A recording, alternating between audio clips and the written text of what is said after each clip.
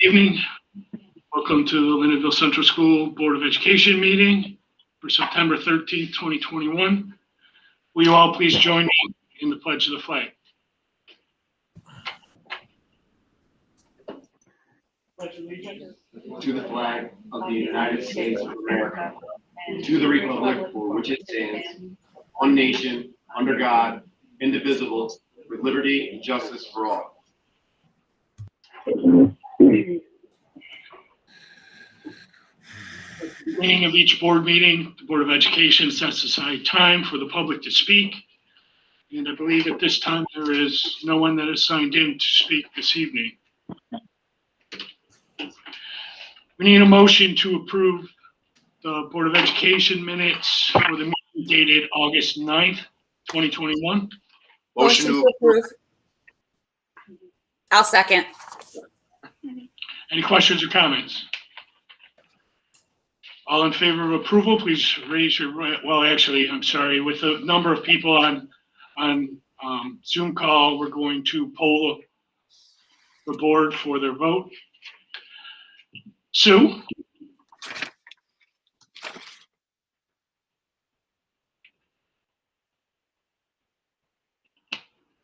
Yes.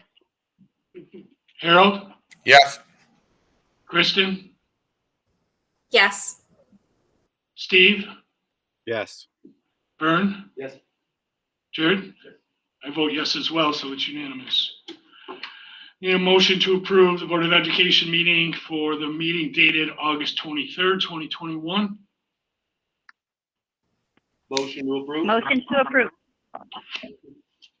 Second. Any questions or comments? Poll the board for their votes one more time. Sue? Yes. Harold? Yes. Kristen? Yes. Steve? Yes. Vern? Yes. Jared? Yes. I vote yes as well. It's unanimous. Next on the agenda is the superintendent's report. Thank you. Want to begin with some welcome back messages. We had staff opening days for 3 days last week. Board Vice President welcomed the staff back. We recognize staff that had attained tenure, years of service, and recognize several new staff members. We also introduced the strategic plan. The board members who are here tonight have a copy of the strategic plan poster and the press release. It was released this afternoon on Facebook and on the hub. For those board members who are not here, we'll get you a copy of that on an email sometime tomorrow. Over the course of those 3 days, we had teachers work in small groups on different aspects of the plan.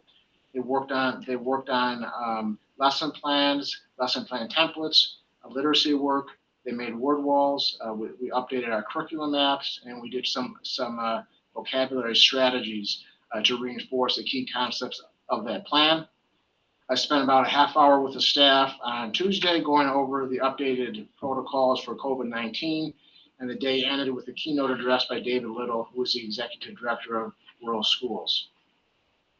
The latest mandate we have to deal with right now from the state is staff vaccine and testing.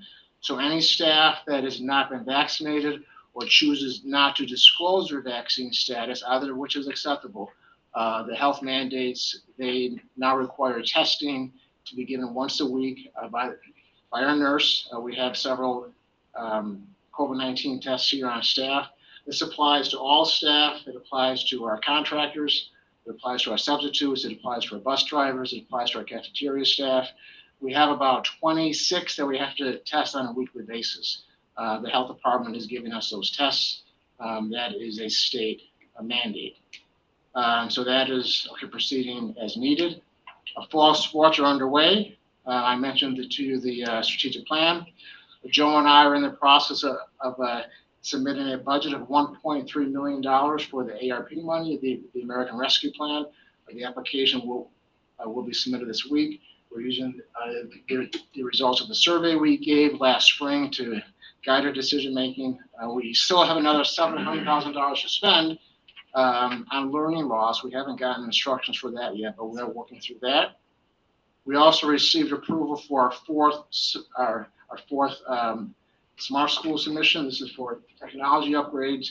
We will be purchasing new Chromebooks with the smart schools funds. This is our fourth submission. And lastly, next Wednesday night, in a return to normalcy, we will have our Honor Society induction ceremony. No population restriction. And we will have all our parents next Wednesday night for the Honor Society induction ceremonies with no restrictions.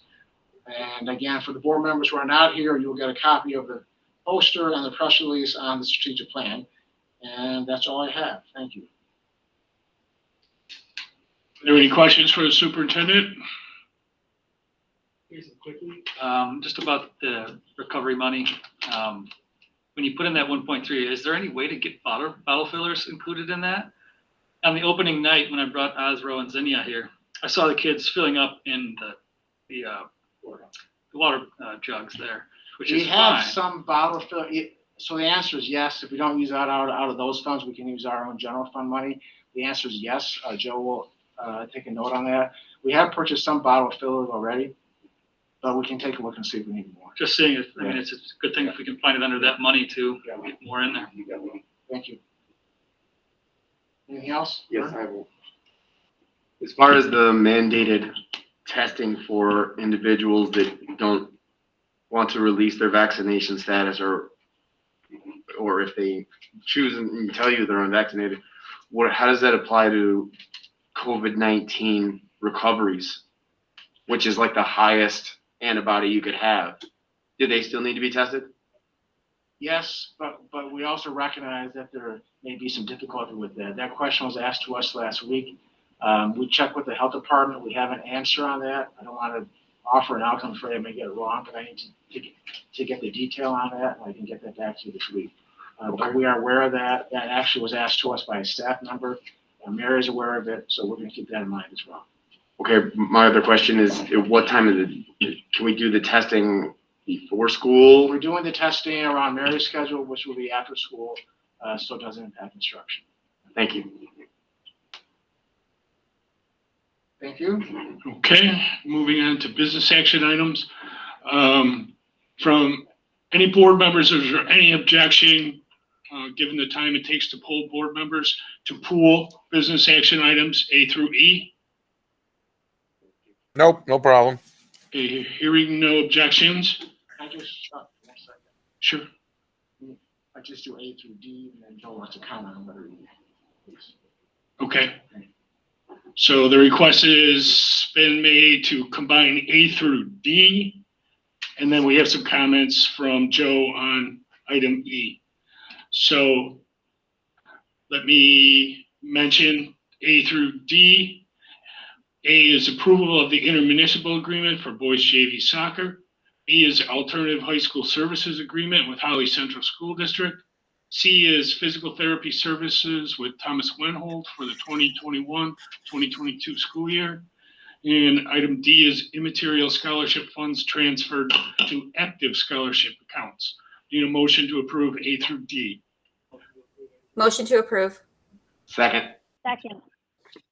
Any questions or comments on any items A through D?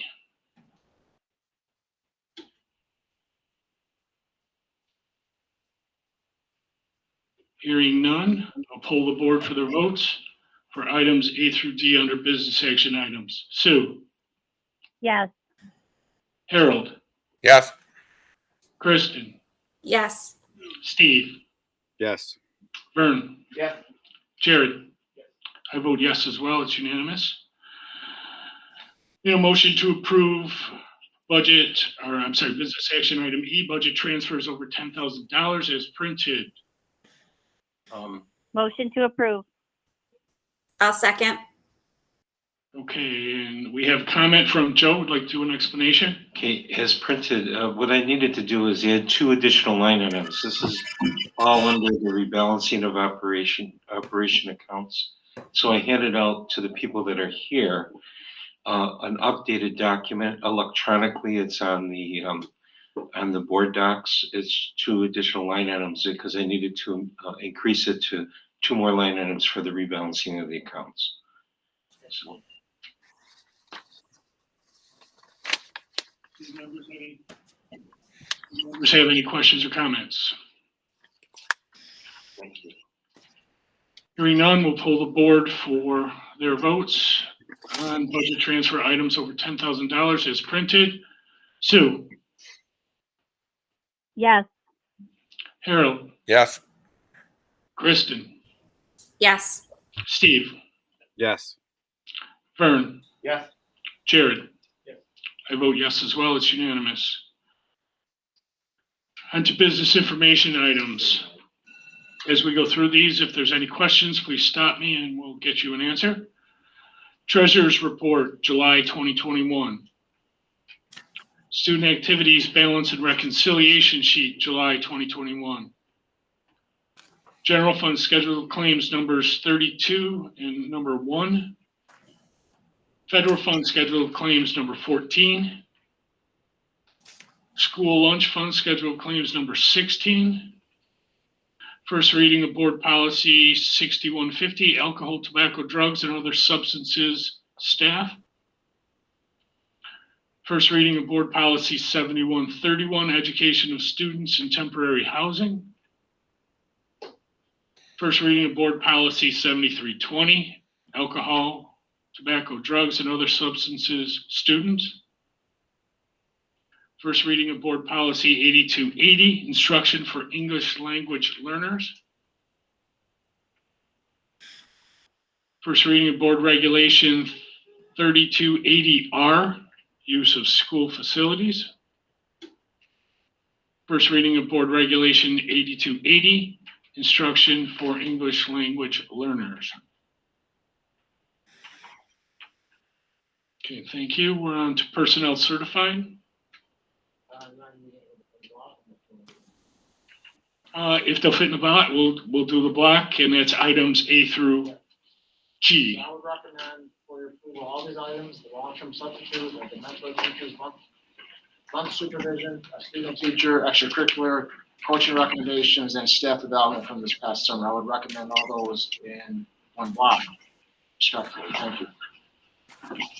Need a motion to approve items A through G in Personnel Certified. Motion to approve A through G under Personnel Certified. Second. Are there any questions or comments on any items A through G? Hearing none, I'll poll the board for their votes on items A through G. Sue, Yes. Harold, Yes. Kristen, Yes. Steve, Yes. Vern. Yes. Jared. I vote yes as well. It's unanimous. On to Personnel Classified, and we can put together A through B. You have letters A and B as written. One cleaner that we're going to use our federal funds for to account for additional needs across the street, and then substitute teacher aid is written. Need a motion to approve items A and B for Personnel Classified as printed. Motion to approve as printed. I'll second. Are there any questions or comments, items A through B?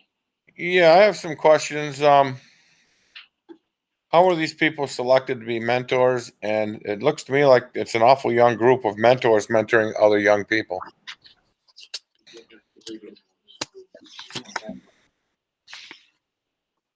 We got some mentors that just got tenure, and I just seems like a conflict of the theory. Harold, you're one item away. That's Personnel Certified. No, this is mentor teachers. I thought that was A and B. No, that was A through G. Oh, okay. Very good. I'll get you then. I can address it, yeah, I mean, Yeah. we have one on there who does not have tenure, but again, that particular area, the pickings are slim because of the subject area. The rest of the teachers either have tenure or they have just gotten tenure, but they are recommended by one of the administrators. We have one on there who does not have tenure, but they are a veteran teacher, not new to teaching, but newer to our district. We look at past observations. We look at all those pieces before we make a decision. So are they selected by the administration or are they volunteers? They're asked by the administration, and they can say yes or no. Okay. So they're handpicked for their theology on this whole process. They're handpicked for what? Their theology, their beliefs. If they fall in line with that of the administration, then they might be picked over somebody else. No, they're picked based on who we think is the best match and what quality job they do in the classroom for us. It's not based on whether they agree with us. Okay, well, I got some issues with some of it, but I would bring that forward in executive session. Okay, any other questions on personnel classified A and B? Okay, I'll poll the board for their votes. Hearing none. Sue, Yes. Harold, Yes. Kristen, Yes. Steve, Yes. Vern, Yes. Jared. I vote yes as well. It's unanimous. We'll lump again program action items, which is recommendations from the Committee on Special Education and Preschool Special Education, in addition to the professional development plan. So items A and B under program action need a motion to approve. Motion to approve. I'll second. Are there any questions or comments? So I'll poll the board for their votes. Sue, Yes. Harold, Yes. Kristen, Yes. Steve, Yes. Vern, Yes. Jared. I vote yes as well. We are in need of executive session at the end of the meeting, so we will do roundtable now so that we can end or pause the recording, the meat and potatoes of the meeting. After executive session, no action will be taken. So we'll go in the same order for roundtable. Sue, would you like to start? I just wanted to thank the teachers, the students, the staff of the maintenance staff, the support staff, the nurses for coming back again and basically going back to battle when there's so much uncertainty.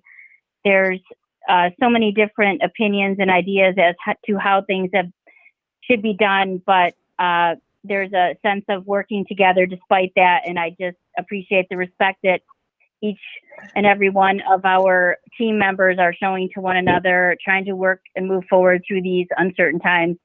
And I'm certain that Lindenville will come out at the end of the year on top again. So thank you to everyone, and thank you for your patience with each other and with the board. And I'm just proud to be a member of this board and community, and I hope we have a great year.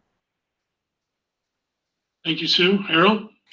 Yeah, I just wanted to whoever out there is listening, understand that I was not present at the board meeting because I do not agree with the mask mandate that we voted as a board with the last governor not to wear a mask. And that's why I'm not there. When they say we don't have to wear a mask anymore, I will come back. I think this fallacy's gone too far. I think it's time to stop the stupid. And unfortunately, we have people in charge at a higher level that are more concerned with power than they are with science and what's actually going on. I've told some of you people already, 300 people were shot this year under the age of 17 in Chicago. That's more than all the United States had died below 17 from COVID. The whole United States for the whole pandemic.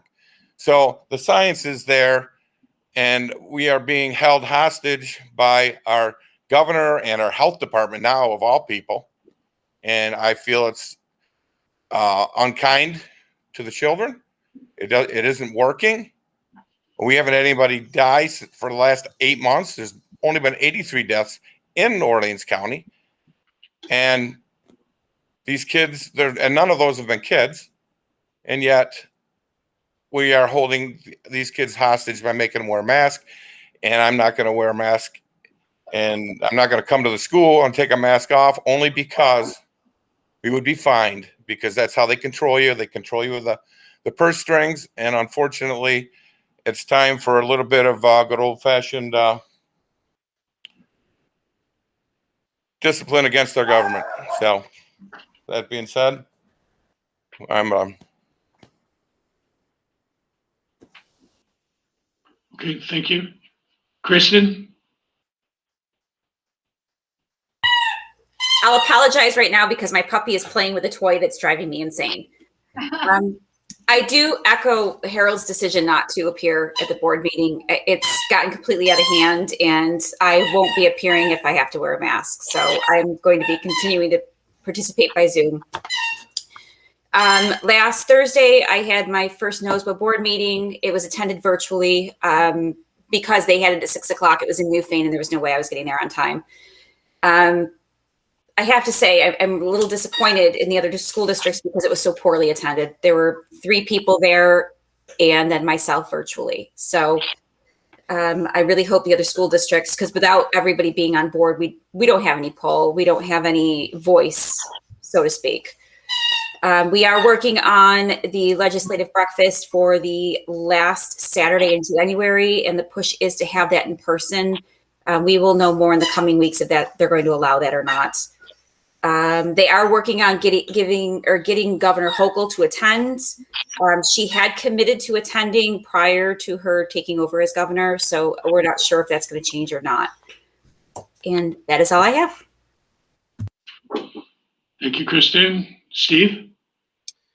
I would just like to lobby the other board members to all push to join one of the present lawsuits that are out there against the New York State in regards to the mask mandate, because there are no legal teeth to what they're doing. So I think we need to get on board, and there's a couple really good ones out there, and I'll be happy to work with Jason on joining those if the other board members agreed.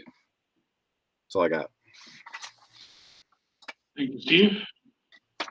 Vern?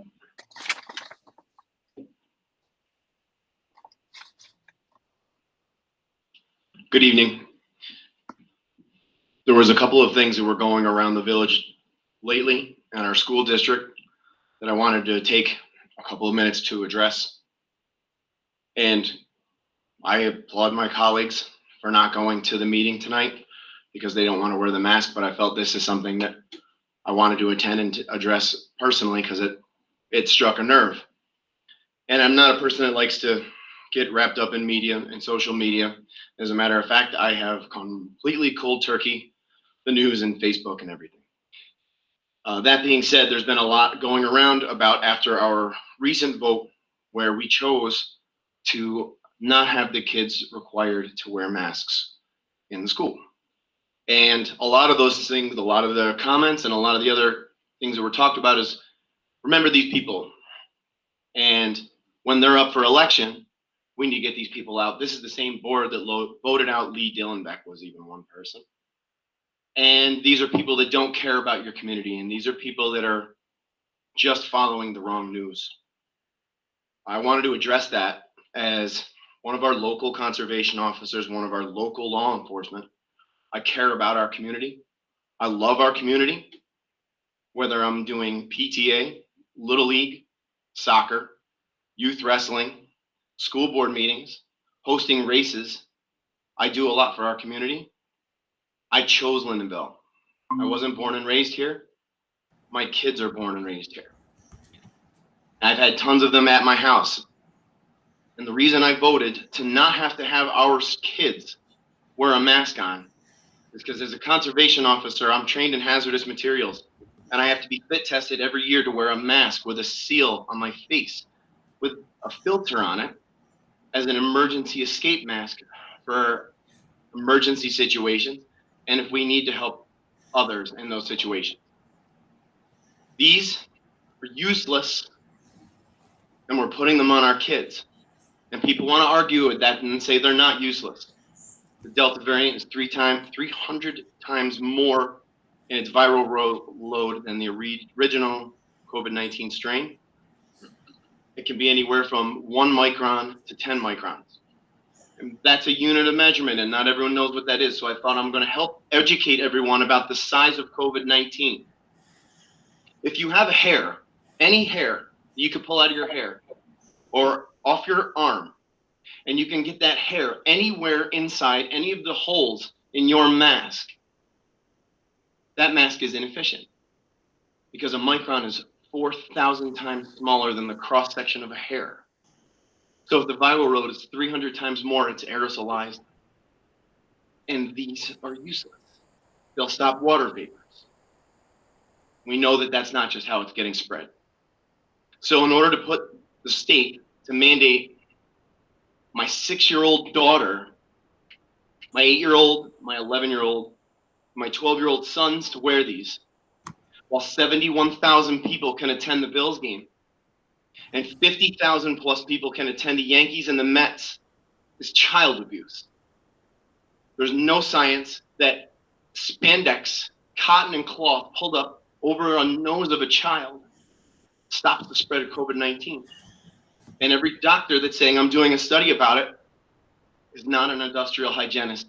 And those are the professionals that use and teach doctors about masks. Please stop making your opinions on the news. Please stop making your opinions based on, well, he just must be some right-wing conservative Republican. I did my homework.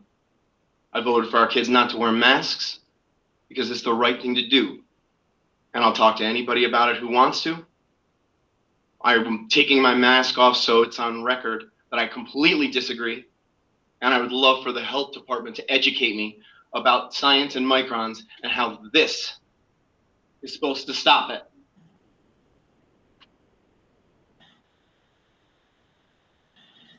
Way to go, Vern. I'm all for you, man. Thank you, Vern. Jared? I have nothing to say on the matter. I want to get back to just welcoming our teachers back to the school year under these circumstances that everybody's speaking on. We all know how political they can get, and just in real terms, what Vern talked about. But on a very personal level, I want to thank all the teachers that get my kids out of the car in the morning and put them in at the end of the day and watch my kids for half an hour today as I didn't pick them up. So all of you, great job for watching my kids for 20 minutes because Daddy forgot to pick them up. Just wanted to give a high five to each one of them. But yes, welcome back to the school year. Welcome back to the sports. Looking forward to it. Looking forward to seeing some of these mandates drop in the future as whatever the state decides, we can start moving away from this based on district levels and things like that is what I'm hoping to happen very quickly. But again, welcome back, everybody. Thank you, Jared. I'd like to make one comment based on a volume of feedback that I personally got from multiple members of our community, and that is regarding one of our kindergarten teachers. And word came to me that there was a student, obviously young and inexperienced with getting on the bus, leaving school. I believe it was the first day. First day for him at school. And Ms. Thompson, or one of our kindergarten teachers, volunteered to ride the bus with that student home so that student would not be upset or scared or whatever that individual, the student, was feeling. That says volumes for our staff. And I thought that was noteworthy to mention at a school board meeting, the type of staff that we have. So thank you, Ms. Thompson, for that. Sharon. I also want to join the comments of how appreciative we all are of how welcoming our faculty and staff have been to our students, most particularly our special ed students. And we had a large number of new students who are also special ed students. And I can't be more grateful for the compassion that was shown and the kindness and gentleness that our faculty and staff show our new students. I want to thank the entire faculty and staff for their professionalism and hard work and the exceptional work product during our PD days. That work will go a long way to improving our student achievement. So I'm quite grateful. In addition, I want to thank Kevin Saja and our buildings and grounds staff for their superhuman efforts in getting our schools open, and their spick and span, and the floors are gleaming. So grateful for that. And finally, there are a number of people that have worked truly very hard to get all of our new learning materials and supplies into the building. Jen Button for ordering, Chris Barone, Kathy Lang, among others, who ordered, checked in, and delivered all of these new supplies. So grateful for all of these folks. And to my fellow administrators, I'm just so grateful for all of you, and so glad to be partnering with you again for this new school year. Thank you, Sharon. Joe? I'll talk through this mask as well. I just wanted to say welcome to everyone in terms of the students, the faculty, another year. Looking forward to it. And I too want to do a quick shout out to what rolls up into me between Kevin Saja and the entire buildings and grounds staff, the transportation and Lynn, and also the food service and Michelle. Another year, and so far it's working well. So I just want to do a shout out to the whole team. Thank you. Thank you, Joe. Lisa? We did have a ribbon cutting ceremony at the brand new pre-K playground, and it was magical. I am a pretty mushy person, known to cry at many a kindergarten graduation, but the giggles and all of the students out there playing for the very first time all together, it truly was a dream come true, and just a magical day for everyone that was there. Echoing those sentiments for an incredible back to school, and I would like to say special thank you to Deputy Barnum, Lynn Fetzner, Jason Smith, who met with me, and we figured out how to fix some of the congestion in the morning and the afternoon, and people that were willing to adjust some schedules, some pre-K parents that came a little later, and really tried to make that smoother for everyone in the morning. So thank you to everyone for continuing to be flexible and to be willing to come together and problem solve. Thank you. Thank you. Well, I'd just like to give my thanks to everyone who was involved in the opening day activities with our staff. The activities were very purposeful, productive, and led us to an incredibly smooth opening, set a very positive tone for the students. And I look forward to working with the secondary faculty this year to hold ourselves accountable for the implementation of our strategic plan and its focus on literacy, which is really well suited for the needs of this population right now. Thank you. Thank you, Aaron. Lori? Okay, that concludes the roundtable. We are in need of an executive session for the purpose of discussing negotiations. Need a motion. Motion for executive session for the purposes Ted described. I'll second. Any questions or comments? I need to poll the board for going into executive session, and I will mention there is no action to be taken, although we will return to finish out, to officially adjourn the meeting. So vote for going into executive session. Sue? Yes. Harold? Yes. Kristen? Yes. Steve? Yes. Vern? Jared? I vote yes as well. It's unanimous. We will now be pausing the recording while we're in executive session. And again, we will return quickly to adjourn the regular meeting.